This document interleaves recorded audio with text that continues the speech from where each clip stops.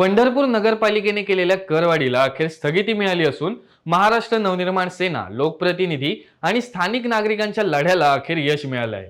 काल आरोग्यमंत्री तानाजी सावंत यांनी मुख्यमंत्री एकनाथ शिंदे यांना करवाढीबाबत मनसे नेते दिलीप धोत्रे यांच्या मागणीची दखल घ्यावी असे पत्र दिले असून मुख्यमंत्री एकनाथ शिंदे यांनी दिलेल्या या पत्रावर प्रस्ताव सादर होईपर्यंत अंतरिम स्थगिती देण्यात येते असा आदेश दिला आहे।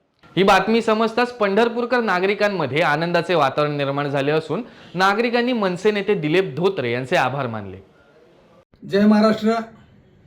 अखेर पंढरपूर नगरपालिकेने केलेली जुलमी करवाढ आज महाराष्ट्राचे मुख्यमंत्री एकनाथरावजी शिंदे साहेब आणि राज्याचे आरोग्यमंत्री तानाजीराव सावंत साहेब यांनी आज पंढरपूर नगरपालिकेने केलेली जुलमी करवाढ या ठिकाणी रद्द केली आहे।